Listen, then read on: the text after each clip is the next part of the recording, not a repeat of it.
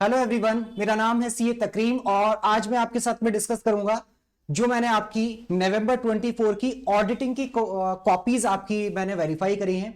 काफी सारे बच्चों ने मुझे अपनी कॉपीज भेजी, तो मैंने ऑडिटिंग की कॉपीज में क्या क्या अपनी इवेल्यूशन करे, क्या क्या मैंने ऑब्जर्वेशंस निकाली कि बच्चों ने कहां कहां गड़बड़ करी है जिसकी वजह से वो अपना एग्जाम पास नहीं कर पाए। तो वहां पर भी मैंने कुछ कॉमन चीजें निकल गई। देखिए, सबका रिजल्ट सेम है कि सब पास नहीं कर पाए, तो जब रिजल्ट सेम है तो मिस्टेक्स भी ऑलमोस्ट कॉमन ही रहेंगी। ठीक है, तो कुछ जो कॉमन मिस्टेक्स हैं जो बच्चों ने करी हैं उसके बारे में हम बात करते हैं। तो आइए, अच्छा, इसके बाद में डिस्कस करेंगे कि हमें किस तरीके से पढ़ना चाहिए, वो भी इसके साथ साथ में ही हम डिस्कस करते चलेंगे एक एक पॉइंट को। ठीक है, ऑडिटिंग आप किस तरीके से आपको पढ़ना चाहिए। चलिए, पहला पॉइंट है conceptual problem.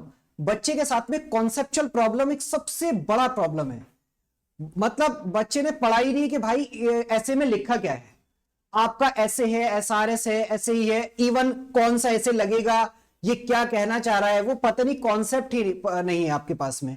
Lake of conceptual clarity कि भाई आपको पता ही नहीं चल रहा कि ये क्वेश्चन कहां से आया, मैं क्या लिखूं। मतलब बच्चा ऐसे से आंसर शीट देखिए कि बस लिखा ऐसे, एस पर ऐसे 600, बस वहां तक लिख के उसके बाद में अगला क्वेश्चन। तो इससे पता लगता है कि जब बच्चे ने लिखा ऐसे 600, एस पर ऐसे 600, अब उसके आगे कुछ लिखता ना कि ऐसे 600 क्या भाई, क्या कहता है ऐसे 600, किसके बारे में बात करता है, वो चीज लिखी नहीं है। मतलब हल्का सा स्टार्ट किया क्वेश्चन, लगा कि हाँ लिख दूंगा, लेकिन उसके बाद जीरो बिल्कुल। तो वहां से पता लगता है कि आपको कॉन्सेप्चुअल प्रॉब्लम है, आपको बहुत डिटेल में पढ़ने की जरूरत है, आपको स्क्रैच से चीजें स्टार्ट करने की जरूरत है। अगर प्रॉब्लम ये आ रही है कि आप लिख ही नहीं पाए, ये आप देख लीजिए, आपकी आंसर शीट में अगर इस तरीके की चीजें लिखी हुई हैं तो आपके साथ में कॉन्सेप्चुअल प्रॉब्लम है। आपको बहुत डीप कॉन्सेप्चुअल क्लैरिटी की जरूरत है ऑडिट में, उसके बिना बात नहीं बनेगी। मैं आपको डिमोटिवेट नहीं कर रहा, मैं आपको रियलिटी से आपको एक तरह से मैं फैमिलियर करा रहा हूं कि भाई आपको कॉन्सेप्चुअल प्रॉब्लम है, आपको बहुत डिटेल में पढ़ना पड़ेगा। दूसरी प्रॉब्लम, प्रेजेंटेशन प्रॉब्लम। पढ़कर आंसर ये समझ में आ रहा है कि हाँ कॉन्सेप्ट तो है, लेकिन उसको प्रेजेंट कैसे करना है वो चीज नहीं समझ पा रहा। कि टुकड़े टुकड़ों में चीजें लिख रहे हो, आप टुकड़ों टुकड़ों में चीजें लिख रहे हो, लेकिन एकदम फॉर्मेटिंग के हिसाब से आप नहीं लिख पा रहे। एक पॉइंट आगे लिख दिया, फिर उसके बाद कुछ कुछ पता नहीं क्या लिखा, उसके बाद फिर एक करेक्ट पॉइंट लिखा। तो एग्जामिनर ने भी कहीं ना कहीं, जैसे मैं ढूंढ रहा था कि कौन सा पॉइंट सही लग रहा है और कौन सा पॉइंट फालतू का है, उसको छोड़ो, कुछ देखो कि कौन सा पॉइंट सही है। वो प्रॉब्लम बच्चों के साथ में रही कि भाई आलतू फालतू मत लिखो ना। आपने 5 पॉइंट लिखे हैं, आपने सही पॉइंट लिखे हैं 5, लेकिन उन 5 सही पॉइंट के बीच में कुछ कुछ कंटेंट्स आपने ऐसा लिखा है जो नहीं लिखना था, वो आपने पता नहीं क्यों लिखा। ठीक है, तो वो चीज मत लिखो। आपको अपनी आंसर शीट देख के अंदाजा लगाना पड़ेगा कि भाई ये चीज तो मैंने सही लिखी है, ये चीज मैं नहीं भी लिखता तो भी काम चल जाता। 5 में से आपको 3 नंबर मिले हैं, 3.5 नंबर मिले हैं, उस क्वेश्चन में 4 नंबर मिले हैं। ठीक है, लेकिन आपका टाइम लग गया ना, जिसकी वजह से शायद कोई ऐसा क्वेश्चन आप लास्ट में छोड़कर आ गए हो जो आपको आता था, और आप जो है कह रहे हो अरे यार टाइम कम पड़ गया मेरा, और मेरा तो टाइम कम पड़ गया, इस वजह से मैं ये क्वेश्चन नहीं कर पाया, वरना ये भी आता था। वो टाइम क्यों कम पड़ा? क्योंकि आपने कुछ क्वेश्चंस में जो लिखना नहीं था वो भी लिख रहे हो आप। बात समझ में आती है? तो वो चीज प्रॉब्लम आती है। मतलब ये अभी इररेलेवेंट कंटेंट का मैं नीचे भी पॉइंट लेके आऊंगा। यहां पर इररेलेवेंट कंटेंट क्या है कि एक ही क्वेश्चन में रेलिवेंट कंटेंट भी है और उसी में इररेलेवेंट भी आप बीच बीच में घुसा रहे हो। ठीक है, और वो उस पॉइंट से बिल्कुल अलग, मतलब उनका आपस में कोई रिलेशन नहीं। क्वेश्चन चल रहा है ऐसे 600 का और आप अचानक से जो है ऐसे 700 की रिपोर्टिंग की बात कर रहे हो आप बीच में कि भाई रिपोर्ट में ये करेंगे। वो ऐसे 600 का क्वेश्चन है, आप using the work of other auditor वगैरह उन चीजों की आप बात करो ना। ऐसे 600 का, ऐसे 610 का, 620 का, वहां की बात चल रही है, और कोई कोई बच्चा उस क्वेश्चन में ही चीजें दूसरी निकाल कर आ रहा है कि हम तो रिस्क को आइडेंटिफाई करेंगे, ऐसे 300 का पॉइंट डाल दिया बीच बीच में। आपस में कोई रिलेशन नहीं है ना, पढ़कर भी लॉजिकल सेंस भी नहीं बन रहा कि भाई ये क्यों क्यों लिखा, भाई ये कोई मतलब नहीं है। तो इस तरीके की प्रॉब्लम आ रही है। तो वहां पे आपका क्या हो रहा है? वहां पे आपका नुकसान हो रहा है टाइम का, कि हो सकता है कि आपका टाइम बाद में कम पड़ जाए और आपको लगे यार टाइम अगर और होता तो मैं इस पेपर में पास हो जाता। सिचुएशन ऐसी आ गई कि मुझे 2 क्वेश्चन अभी और आते थे 4-4 नंबर के, और मैं 8 नंबर से ही फेल हुआ हूं। ठीक है, तो वो 2 क्वेश्चन में तब कर पाता जब टाइम बचता, और टाइम इसलिए नहीं बचा क्योंकि आपने अननेसेसरी कंटेंट लिख दिया। आप सही डायरेक्शन में जा रहे हो, बीच बीच में गलत कर रहे हो। ठीक है, तो ये चीज आपको दिमाग में रखनी है। आप अपनी आंसर शीट देखो कि हाँ ये इररेलेवेंट कंटेंट मैंने लिखा है, ये मुझे नहीं लिखना। तीसरी सबसे बड़ी प्रॉब्लम, ये मेरे ओपिनियन में सबसे बिगेस्ट प्रॉब्लम है, wrong interpretation of question.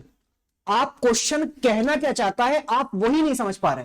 Question का कंटेक्स्ट क्या है, आप उस कॉन्टेक्स्ट को आइडेंटिफाई करने में जो है मिस्टेक कर रहे हो। ऑडिट एविडेंस की बात करता है, ठीक है, जैसे फॉर एग्जांपल ऑडिट एविडेंस की बात करता है। मैंने मई 24 का कॉपीज जो चेक करी थी उसका मैं एग्जांपल देके बता रहा हूं। वहां पे ऐसे 402 का क्वेश्चन था जो सर्विस ऑर्गेनाइजेशन वाला था।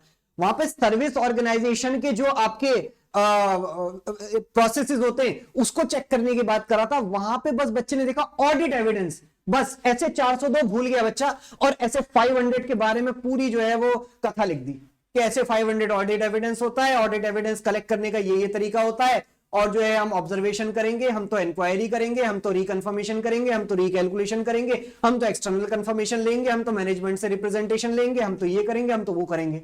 बस ऑडिट एविडेंस वर्ड देख के ऑडिट एविडेंस पे जो आता था वो चीज आप लिख कर आ गए, ठीक है। जबकि क्वेश्चन ऑडिट एविडेंस 500 का भाई था ही नहीं, आपसे सर्विस ऑर्गेनाइजेशन के प्रोसेस की बात कर रहा है। वहां पे कंट्रोल कैसे थे, ऐसे 402 की बात कर रहा था। वहां पे 402 का क्वेश्चन था, ठीक है। आप लिख के आ रहे हो ऑडिट एविडेंस वर्ड सिर्फ एक देख के क्वेश्चन में 500 की पूरी कथा आपने लिख दी। आपको लग रहा है कि बिल्कुल सही लिखा मैंने, आपने अपने हिसाब से सही लिखा, लेकिन मार्क्स नहीं मिलेंगे ना, क्योंकि वो उस चीज का क्वेश्चन था ही नहीं। क्वेश्चन में क्वेश्चन पूछ रहा है भाई साहब भारत की राजधानी क्या है, आप बता रहे हो कि प्रधानमंत्री जी का नाम नरेंद्र मोदी जी है। अब क्वेश्चन वो क्या पूछ रहा है वो लिखना पड़ेगा ना।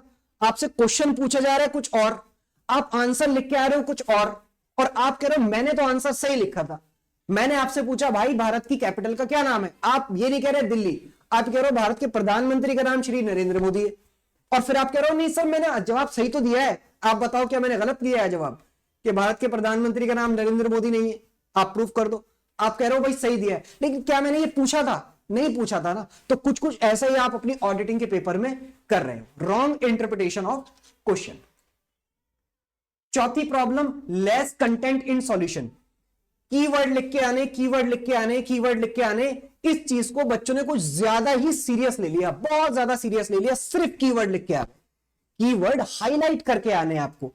अब सिर्फ कीवर्ड लिखना और कीवर्ड को हाईलाइट करना दोनों अलग अलग बातें हैं।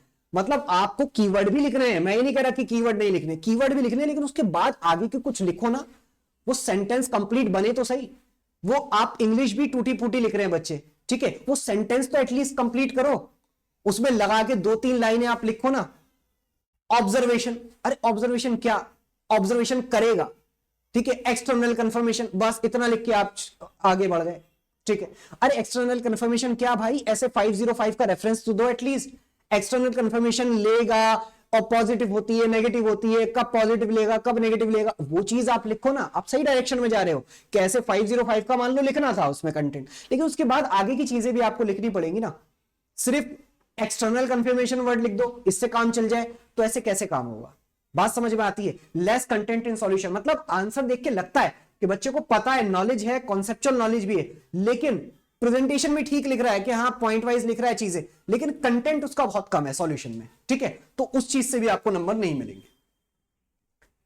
तीसरा, पांचवा, इन डेप्थ नॉलेज नहीं है। कॉन्सेप्चुअल नॉलेज तो है, इन डेप्थ नॉलेज नहीं है। मतलब ऐसे 700 सर रिपोर्टिंग्स के बारे में बात करते हैं, ऐसे 700 की सीरीज ऑडिट रिपोर्ट कैसे बनती है उसके बारे में बात करते हैं, बस बच्चे को इतना पता है, वो सिर्फ इतना लिख के आ गया, एज पर ऐसे 700 और audit report shall be qualify, बस audit report shall be modify.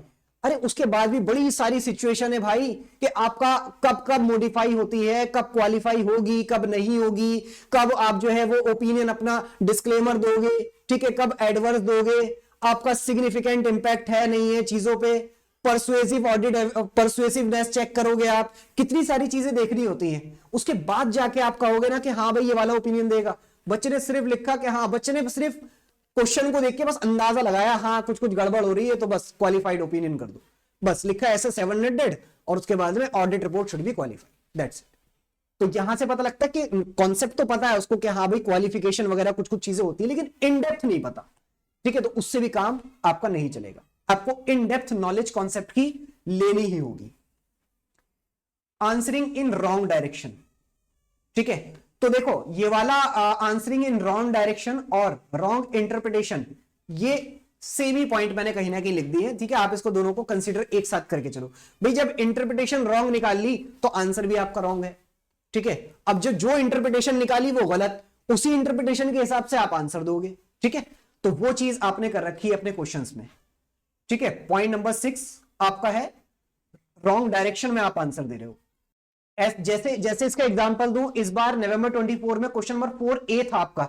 4A में वो बात करता है कि भाई साहब की ऑडिट मैटर में जब आप करते हो तो की उसमें आपकी इंट्रोडक्टरी लैंग्वेज क्या होती है उसके बारे में बात कर रहा है। बच्चा वहां पे लैंग्वेज के अलावा बाकी सारी चीजें लिख के आ रहा है कि इसमें तो पीएमएल एक्ट में तो ये हो गया और इसने तो गलत कर दिया और ये तो गलत हो गया और ये तो ये हो जाएगा।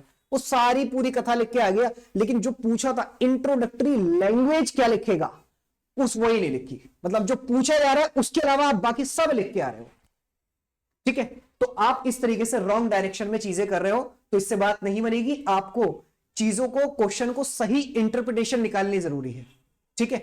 सही इंटरप्रिटेशन जब तक आप नहीं निकालोगे, ठीक। देखो यहां पर ऑडिट का जो पेपर है वो प्योर थ्योरेटिकल पेपर है, नंबर्स तो है नहीं एफआर एएफएम की तरह कि हाँ यहां पर ये वैल्यू दी गई होंगी और इसमें डेप्रिसिएशन लगाना है, इसमें रिवोल्यूशन करना है और इसका तो जी एएफएम में वाला रेट लेके ये वाला सिलेक्ट करना है और ये डेरिवेटिव का वाला क्वेश्चन है, ये वैल्यू से ये डिवाइड करके ये पीवी करके ये निकाल दो। ऐसा तो है नहीं कि जहां पे नंबर्स गेम पे ही खेलना है आपको। यहां तो एक एक वर्ड को आपको ध्यान से पढ़ना पड़ेगा कि क्या बात कर रहा है, ठीक है। आपको एक एक वर्ड पे फोकस करके चलना पड़ेगा कि क्या कहना चाह रहा है क्वेश्चन में। जैसे एक क्वेश्चन था आपका क्वेश्चन नंबर 5A नवंबर 24 के एग्जाम में। 5A में क्वेश्चन में क्या पूछा था कि भाई aspect shall consider on identification of previously undisclosed RPTs. उन्होंने कहा भाई साहब अभी हमने प्रीलिमिनरी चेकिंग करी है और हमें कुछ कुछ ट्रांजैक्शन ऐसी दिखी है जो normal ordinary course of business की नहीं लग रही और हमें लग रहा है कि वो अनडिस्क्लोज्ड पिछले साल की अनडिस्क्लोज्ड आरपीटीज हैं, ठीक है। तो उसके बारे में आप सबसे पहले तो स्टूडेंट्स ऐसे नंबर गलत लिख के आ रहे हैं। दूसरा, वहां पे जो एस्पेक्ट है उस पर बात करने के बजाय आप 700 की रिपोर्टिंग पे जा रहे हो कि भाई ये सब कुछ जो भी है गलती करिए ना, बस रिपोर्ट क्वालिफाई कर दो, खत्म। सारा फसाद की जड़ सिर्फ इतना, मतलब स्टूडेंट के दिमाग में ये कुछ भी अगर गड़बड़ लग रहा है बस सीधे उठा के रिपोर्ट मॉडिफाई कर दो, बात खत्म, सब कुछ सही हो गया। वो एस्पेक्ट पे बात ही नहीं कर रहा उस चीज के, ठीक है। तो आप यहां पर रॉन्ग डायरेक्शन में काम कर रहे हो कि ठीक है। तो वहां पर आपको ध्यान से चीजों को लेके चलना पड़ेगा कि भाई जो पूछ रहा है सही डायरेक्शन में आप आंसर दो। क्या कह रहा है, उसने बोला है भाई अभी प्रीलिमिनरी, सिर्फ प्रीलिमिनरी आपने चेकिंग करी, आप सीधे रिपोर्टिंग पे पहुंच गए जो सबसे लास्ट में होती है, ठीक है। तो यहां पे इस तरीके से गड़बड़ हो रही है। फिर 7 पॉइंट मैंने आपको बताया, ऐसी नंबर बच्चों को मेमोराइज करने में दिक्कत आती है। तो ये तो देखो इसमें कोई समझने वाली चीज नहीं है, तो आपको थोड़ा सा अपने आप को ना थोड़ा सा आपको चीजों को कंसाइज करना पड़ेगा कि हाँ 500 जब भी ऑडिट एविडेंस वगैरह की बातें होती हैं तो 500 की सीरीज में होती हैं। दूसरों के काम को यूज करना होता है तो वो 600 की सीरीज होती है, ठीक है। जनरल चीजें आपकी 200 की सीरीज में है। रिस्क वगैरह की बातें 300 की सीरीज में करता है, ठीक है। रिपोर्टिंग की बातें 700 की सीरीज में करता है, ठीक है। तो आपको इस तरीके से पहले थोड़ा सा ऑर्गेनाइज करना पड़ेगा एसएस के नंबर को, देन फिर उसके बाद में सीरीज के हिसाब से आपको याद करने पड़ेंगे, ठीक है। तो कहीं कहीं बच्चा कंटेंट सही लिख रहा है लेकिन ऐसे का नंबर गलत लिख रहा है, ठीक है। तो ऐसे का नंबर भी आपको सही लिखना होगा। Point number 8, writing irrelevant concept, irrelevant content. मतलब एक तो ये है कि जो पूछा है वो नहीं लिख रहा, ठीक है, ठीक है। जो पूछ रहे हैं क्वेश्चन में वो नहीं लिख रहा, कुछ और लिख रहा है, और वो जो लिख रहा है वो सही लिख रहा है, लेकिन जो पूछा है वो नहीं लिख रहा। मतलब वही चीज, भारत की राजधानी क्या है, क्वेश्चन इसका आंसर क्या दे रहा है, भारत के प्रधानमंत्री नरेंद्र मोदी हैं। इसका आंसर एक तो ये दे रहा है, मतलब जो आंसर दे रहा है वो सही दे रहा है, ठीक है। और एक आंसर जो पूछा है तो वो नहीं दे रहा, ये आंसर नहीं दे रहा कि भारत की राजधानी कोलकाता है। एक तो ये आंसर होता है कि क्वेश्चन है भारत की राजधानी क्या है और आप आंसर दे रहे हो भारत की राजधानी कोलकाता है, ये तो बिल्कुल गलत। एक तरीके का क्या है कि आपसे क्वेश्चन पूछा जा रहा है भारत की राजधानी क्या है, आप कह रहे हो भारत के प्रधानमंत्री का नाम श्री नरेंद्र मोदी है। ये आप क्या कर रहे हो कि जो पूछा है वो नहीं आंसर दे रहे, जो आंसर दे रहे हो वो सही दे रहे हो, ठीक है। और एक ऐसा है जो पूछा है ना तो वो बता रहे हो और जो बता रहे हो वो भी गलत है, इररेलेवेंट, पूरा इररेलेवेंट। मतलब ऐसा नहीं कि आंसर के बीच में इररेलेवेंट, कंप्लीटली इररेलेवेंट कंटेंट आप लिख रहे हो जिसमें आपका पूरा क्रॉस करके आपने एक 1.5 पेज आपने करे हैं, भरे हैं, लेकिन उसके बाद में 5 नंबर के क्वेश्चन में 0 मिल रहा है, इसका मतलब सब कुछ इररेलेवेंट आपने लिखा। अब वो आपको क्यों सही लग रहा है वो चीज आपको ना आइडेंटिफाई करनी पड़ेगी। मैं सारे स्टूडेंट से बोलूंगा कि अगर ऐसी आपकी कॉपीज हैं तो आपको ये चीजें आइडेंटिफाई करनी पड़ेंगी कि भाई ये जिसमें मुझे 0 काट काट के दे दिया गया है, ये मुझे सही क्यों लग रहा था ऐसा लिखना। उस टाइम मेरे माइंडसेट क्या है इस चीज को लेके, मुझे ये सही क्यों लगा वो पहचानना पड़ेगा। मतलब क्या है ना, बीमारी का जड़ पता लगानी पड़ती है, उसके बाद उसका इलाज किया जाता है। तो वरना अदरवाइज गैप रहेगा आपका, आपको लगेगा नहीं मैं तो सही लिख के आता हूं, इंस्टीट्यूट दुश्मन है नंबर नहीं देता, वरना ये सिचुएशन रहेगी और आप जो गलत है उसको सही लिखकर हर बार आते रहोगे। तो जिस दिन आपने ये चीज आइडेंटिफाई कर ली कि भाई ये अगर मैंने 1.5 पेज भरा है तो 1.5 पेज जाहिर है आपने बड़े कॉन्फिडेंस के साथ में भरा होगा कि हाँ मैं ये लिख रहा हूं ये लिख रहा हूं, उसके बाद में उसमें 0 नंबर मिले, वो चीज आपको सही क्यों लगी थी, उस चीज को आपको बैठ के एनालाइज करना है, टाइम निकालना है आपको इस चीज के लिए। डेफिनेटली आपको टाइम निकालना पड़ेगा। आपने सिर्फ ऐसा नहीं कि हाँ बस पढ़े जा रहे हैं पढ़े जा रहे हैं, अरे पढ़ाई तो करनी करनी है, लेकिन अपने आप को सेल्फ इवैल्यूएशन करने के लिए भी काम करना पड़ेगा ना। तो आपने इस तरीके से चीजों को देखना है। बात समझ में आती है। एक तो ये है कि हाँ ठीक है जो मैंने लिखा उसमें से कुछ कुछ सही है कुछ कुछ गलत है, तो वहां तो मैं कह दूंगा कि आप थोड़ा सा दिशा से भटक गए थे, तो वो चीज तो आप आइडेंटिफाई कर लोगे कि हाँ ये चीज मैंने थोड़ी सी गलत थी की, चलो ठीक है अब समझ में आ गया ये नहीं लिखना सिर्फ इतना लिखना था, ठीक है। लेकिन अगर पूरे नंबर आपको 0 मिल रहे हैं और आपने कुछ इतना सारा भरा है तो वो कहीं ना कहीं बहुत मेजर प्रॉब्लम है। या तो आप पेज भर ही नहीं पाए, आप लिख के बैठ गए ऐसे 600 एस पर ऐसे 600 बस इतना लिख के आपने छोड़ दिया, तब तो क्रिस्टल क्लियर है आपको कॉन्सेप्ट नहीं आता, ठीक है। तो आप उस चीज को गेन कर लोगे, वहां तो कोई प्रॉब्लम नहीं है। लेकिन अगर ये प्रॉब्लम है कि इतना कुछ लिखा और 0 नंबर मिले, ये सबसे बड़ी प्रॉब्लम है, ठीक है। राइटिंग इररेलेवेंट कॉन्सेप्ट एंड आपको मार्क्स कितने मिल रहे हैं इसमें 0 सर, 0 एक नंबर भी नहीं मिला, मतलब एक भी पॉइंट उसको एग्जामिनर को ऐसा नहीं लगा कि हाँ आपने काम की बात करी, ठीक है। फिर नवा पॉइंट 9th पॉइंट है आपका, आप मल्टीपल एसेस को लिंक नहीं कर पाते कि भाई अगर आरपीटी की ट्रांजैक्शन नहीं मिलती है तो इसका मेरी रिपोर्टिंग पे क्या इंपैक्ट पड़ेगा। भाई अगर 510 के हिसाब से ओपनिंग बैलेंसेस में गड़बड़ है तो अब मैं क्या करूं, मुझे क्या करना चाहिए वो बच्चे को नहीं पता कि मैनेजमेंट से डिस्कस करूं क्या करूं और फिर उसका रिपोर्टिंग पे क्या इंपैक्ट पड़ेगा। आप सिर्फ प्लेन व्यू लेके चलता है स्टूडेंट, बस थोड़ा सा भी गड़बड़ है ना सीधे क्वालिफाई कर दो, आप लिंकिंग नहीं बना पड़े।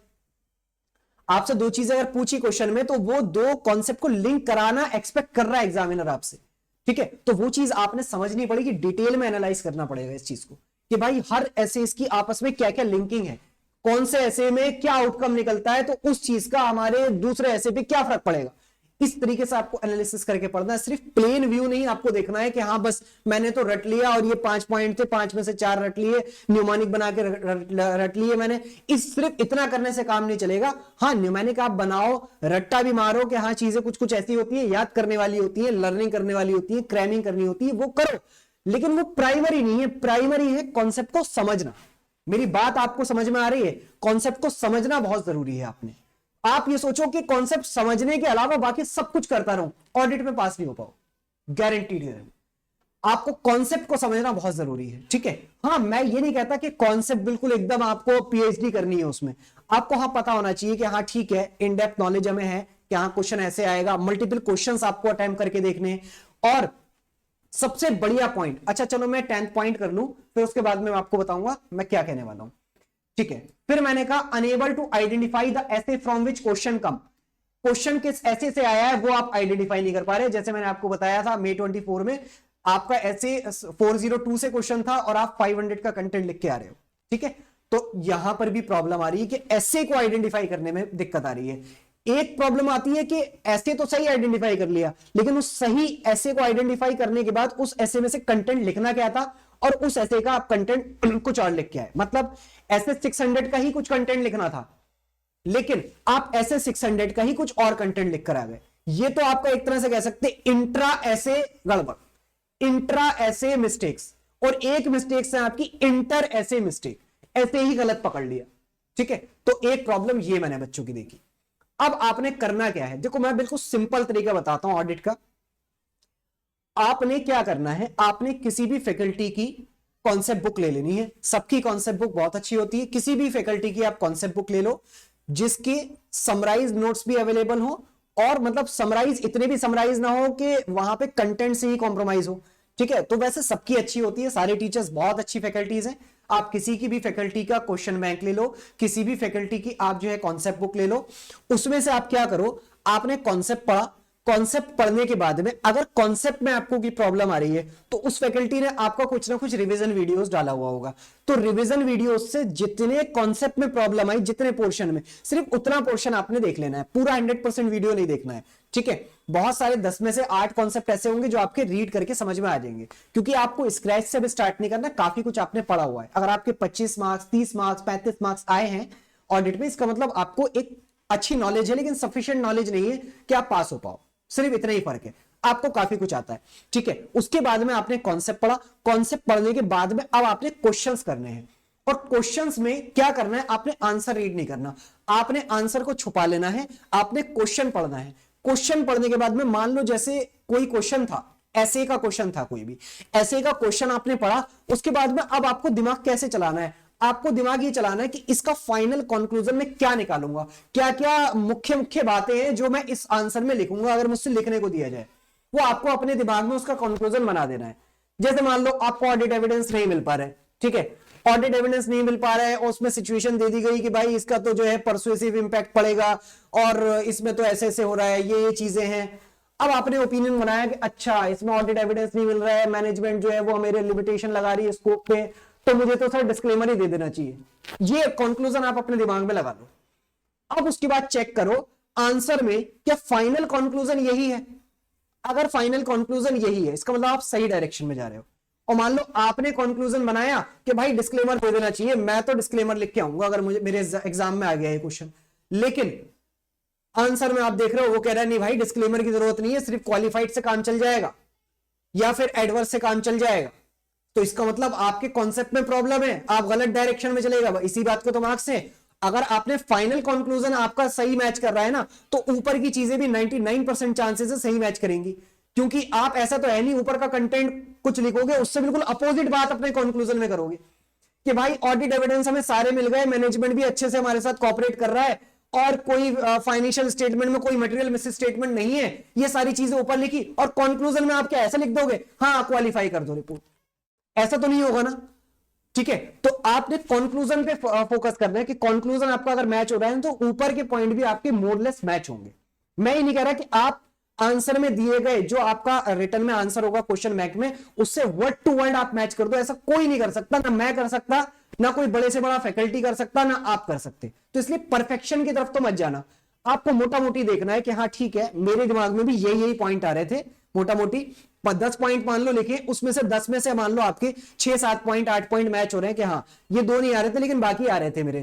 ठीक है, तो इसका मतलब आपका कॉन्सेप्ट ओके है। ठीक है, अगर 5 में से आपको हर क्वेश्चन में 3 नंबर मिल जाए तो इसका मतलब हर क्वेश्चन में 60% आप आंसर मार्क्स लेके आ पा रहे हो, तो ओवरऑल में भी 100 में से 60 आ जाएंगे और ऑडिट में 100 में से 60 चाहिए, इससे ज्यादा और क्या चाहिए भाई। ठीक है, रैंक वगैरह की तैयारी अगर आप कर रहे हो कि जी नहीं 95 90 चाहिए, तो भाई फिर बहुत ही अलग तरीके से आपको पढ़ना पड़ेगा। मैं बात बता रहा हूं कि हाँ 55 60 65 नंबर आपके इस तरीके से आ सकते हैं अगर आपने इस तरीके से पढ़ाई करेंगे।